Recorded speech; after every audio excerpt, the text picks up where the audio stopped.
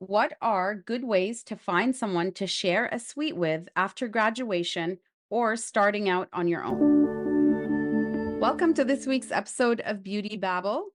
Today, we are answering a listener question. We've been looking forward to this one. So, I'm going to start us off. I'm going to read out the question and we'll get into it. Here's a question. What are good ways to find someone to share a suite with after graduation or starting out on your own? And ideas. And ideas, yeah. So this is interesting because I really see this as two very different things myself. Like if you're looking at sharing a suite, that's one way of talking about this, or on your own. Some of it will kind of marry into the same thing. Like I think the first thing, no matter what you're looking at doing, is what's available in the area that you're hoping to work from. Like if you're in a small town or you're in a big city or Mhm. whatever it may be, what is around you and what's available? How far do you need to commute? I think it's really important because that matters in your life. Are you 5 minutes away? Are you having to travel half an hour? Because I tell you, depending where you live, the weather months will change how Yeah. happy you are driving to work every day, right? So think Oh, about yeah. those things. I think is a huge one. And is it the right place? It could be available, but it's not what you're looking for. So you're, really looking at finding your fit. Like you need to look at, is it good for you and is it good for them? And just really be honest about it. Because as we know, everybody has their own ways, their own procedures, their own thoughts, their goals, their policies. The team itself, if they have other people there, how do you fit within Mhm. that? Are you sharing the room with other staff that's there or other people? Like there's a lot of factors to take in place. And I think I would start off with, a spreadsheet or paper and pen and start listing out the things you must have for you to Mhm. feel good and successful. And then think about all those things too, like include your goals. Like, what are your goals? Are they aligning with your goals? Like, a lot of people say, well, I want to start here. I'm just going to work from a place, but eventually I want to own my own. Okay, what does that look like? Mhm. Right. So I I think think, too, if we just when you're finding your fit, just realizing that you can share a room in a spa is Mhm. different than sharing an independent studio space where you and another person are, taking alternate days or however it will work. So there's like a couple of different ways that you can share space too. And I think Oh, that yeah. that's a big Yes. factor. And things with that you have to factor is like, I think for me, I would always first consider cost. Like, I'm like, how much is this going to cost me? And then I would go into like, what's their work style like? Is it going to align with my work style? What about their schedule? Like maybe they really only want to work days. Do I really want to get stuck working nights? And that kind of ties into the goals, right? Like Right. it may be okay now, but how is it going to feel in a year? So looking at it a little bit more long term, Mhm. I think those are just a few things to consider, right? Like Oh, yeah. don't just So look at there's so the much cost. to yeah. Oh, cost is for sure. You It's a need to big have a one, but budget, it's not the right? only thing. And then if you are sharing a room with someone else, whose equipment? What Yeah, like and what's the other spa culture like? Is yeah. it gonna align with you and the experience you want for your clients? Because that's also kind of bringing it back to that client experience. Mhm. Yeah. And when you look at places to go to, I mean, there's a lot of I'll share experience when I first finished, school. I wasn't quite sure what I wanted to do, so I went back home. Some of you might have heard already, I'm originally from Dawson Creek, BC, small town, and I knew I could get at the time, they held my job at the pool as a lifeguard swim instructor, so I knew I could go back because I needed to make money, right? So I thought, "Well, let me go back there and think about things." So I went back and I thought I'm going to freelance and do makeup for the weddings that are going on because it was wedding season, right? So I did that and I went into the known hairstylist. Like it was the hoity toity of the town. And I went in and I said, I passed my card and I said, hey, I just want to let you know I'm going to be doing this. I thought maybe we could partner up and work together. You do hair, I do makeup. If you're interested, let me know. Here's my card. I'd be happy to do a full makeover on you. And you can tell me as I built my portfolio too, because I needed to start building a portfolio. And well, ironically, what happened was she goes, "You do what?" And she was so excited and she goes, "Can I show you something?" I said, "Sure." And she opened up this little room full of stuff. Like it was just jam-packed of stuff, so much. She goes, "Would you want to work out of here?" And I was like, "What? What do you mean?" "Yeah." You could work from here. We'll clean it up. I'll get you what do you need to get started?" And I was like, "Wow, okay. Mhm. That sounds interesting." I said, "Well, let's set some time and talk about this." So, you just don't know what will happen and how Yeah. you wanna pursue it, and that was coming from the smaller town version of things. Aesthetics wasn't big back then.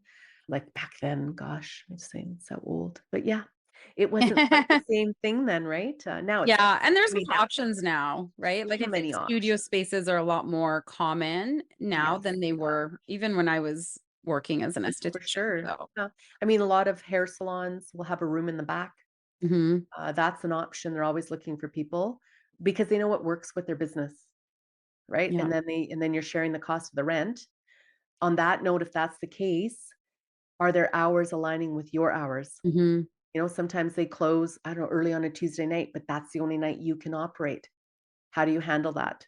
So really being open to those things. I mean, most of them are going to be because you're renting from them, they're going to allow you access. You're just going to have to correlate that with your clients and make sure they text you when they've arrived and that they wait in their car so you can go when you're ready to go Mhm. unlock the door because you need to have it locked. You don't have anybody in the place, right? But you can Right. do your services around the times you want to do. So that's one thing I would approach. I had someone ask me that not long ago, actually, and I said, "Well, no, how are you going to operate like that?"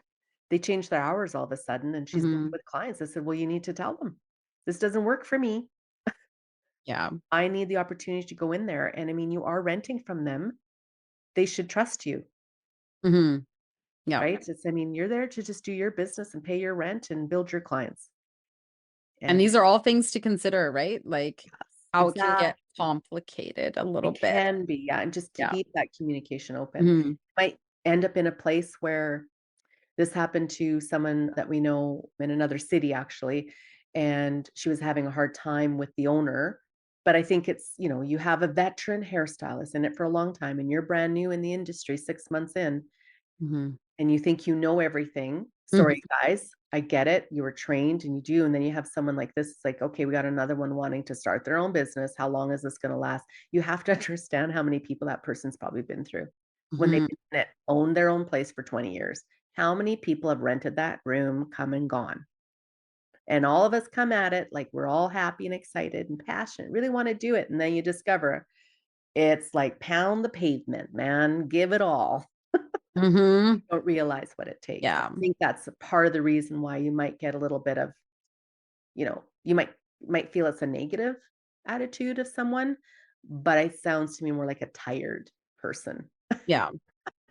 I So, think so. I think yeah. too, like that with back to the question, like, you know, obviously we didn't talk to the person who submitted the question, right? Yeah, to find So out I more think what they to meant, find out right? more, but I think like one scenario is, maybe this person's already been working, has a clientele, is ready for the next step, and is considering, do I do this alone or do I do this in a suite with somebody renting a shared space?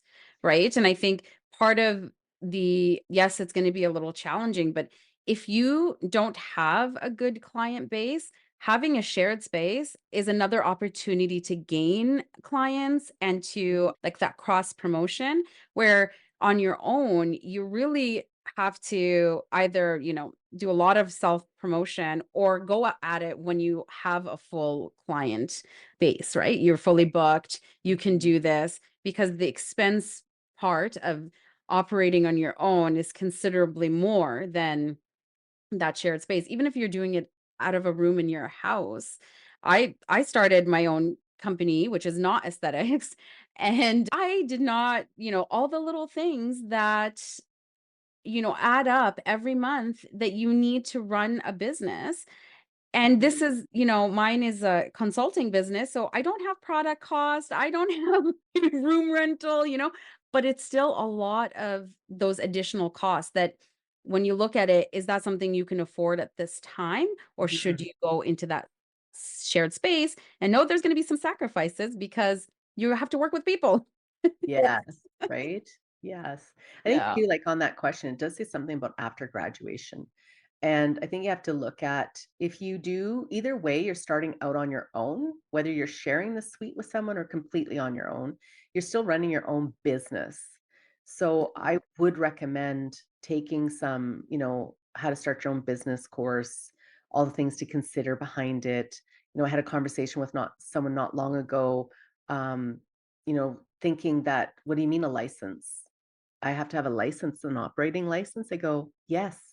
In any town, city you work out of, you need to have an operating license. You can't just open up. Mhm, For example, some start out of their home. And if the neighbors get wind of it, guess what? They can file a complaint to your council, to your city, and then they're going to discover you don't have a business license and they'll shut you down. Now, what are you going to do? So it's mhm. understanding and knowing all those things. Like there's insurance, there's so many things to look at. And again, you'll hear other people's experiences too of learning the hard way, I guess you could say, of not Yeah, having it. Maybe they had insurance, but it didn't quite cover what they realized should have been covered. Kind of like your home insurance. You don't really know truly what's covered in a sense, the details, until something unfortunately happens. yeah. And then you're like, oh, well, I didn't know that. I thought it was covered. Yeah. Mhm. So, really diving in, there's so much information to consider. And sometimes when you go into a place that's existing and you are renting a room, you could probably have these conversations with the owner, right? They've probably been at this for a long Yeah. time. The shared knowledge.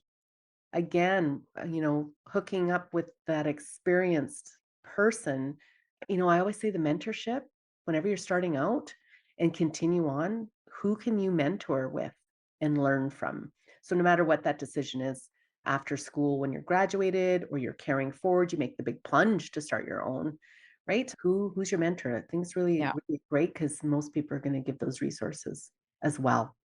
I Typically, I think mean, though.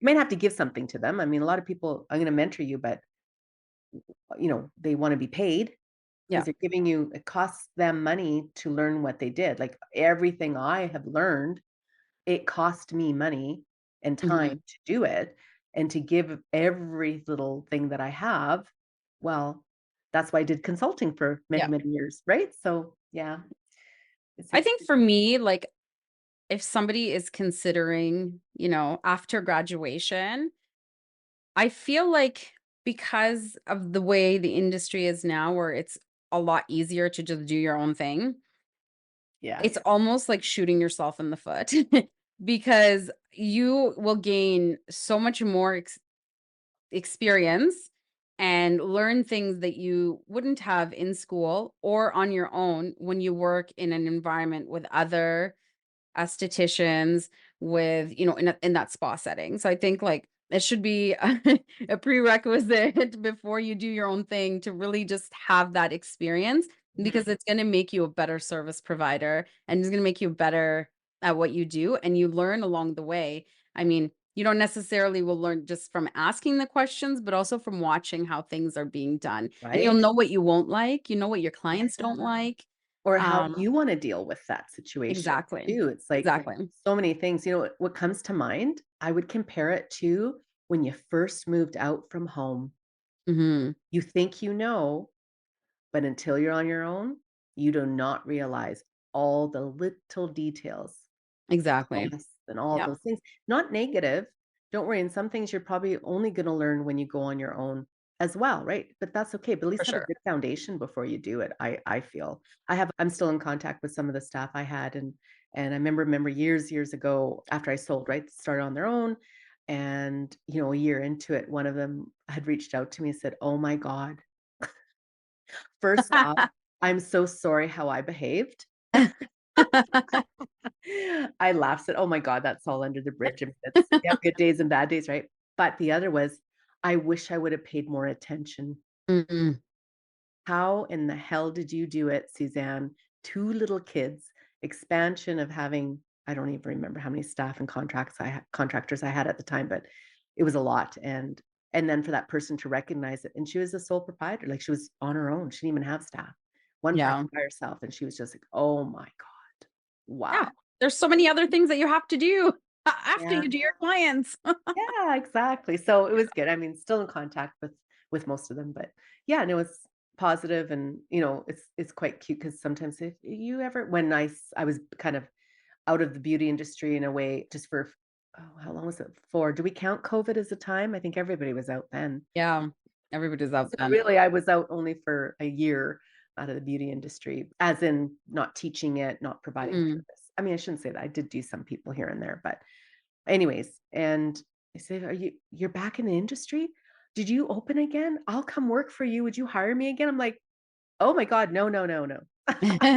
No, I did that one already. I'm not, Yeah. nope, on a new journey in my world of this industry, but I'm here to help in a new way. So Mhm. they're excited, those that are still in the industry. So yeah, yeah, it's But I been think that that's also really valuable in the sense of having somebody to talk to. So even if you don't have that, like finding a Facebook group or reaching right. out to your local supplier and see if they have somebody Yeah. there that's had experience, whatever it may be, just having hearing other people's stories and what's worked and what hasn't is also really valuable Yes, if you very, don't very. get that, firsthand experience Mhm. yourself.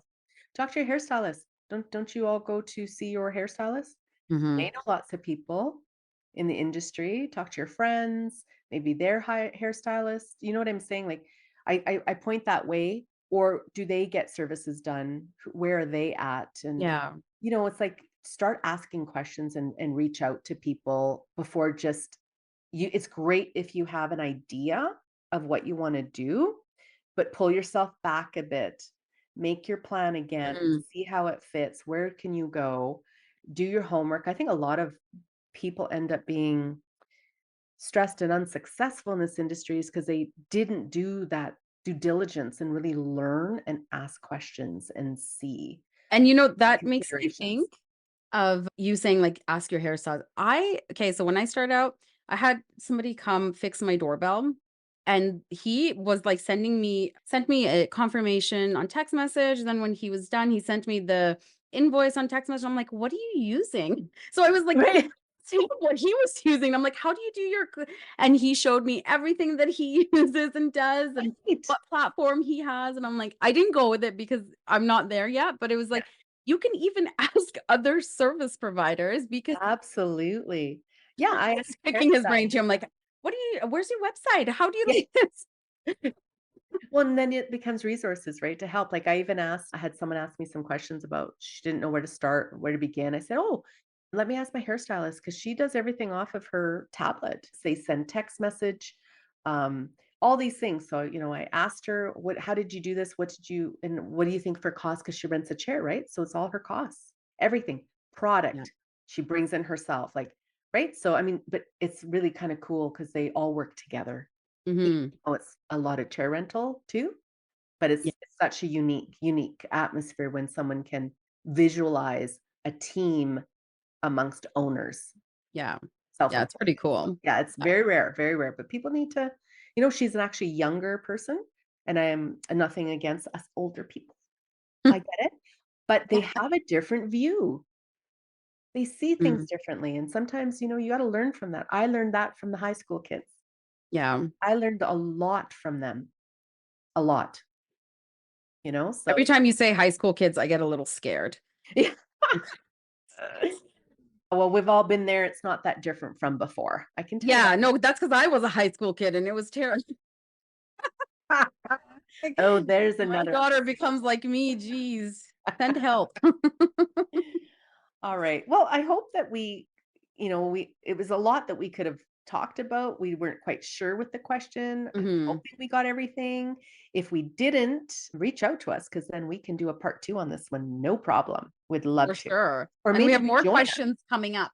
Oh, Oh, yes, yes. yep, yep, we're gonna Yes. dive into these one at a time. As you guys all know, we can definitely keep the topic going. Well, we will wrap it up for this week. Thanks so much for listening, and we'll be back next week. Thanks for listening to Beauty Babble.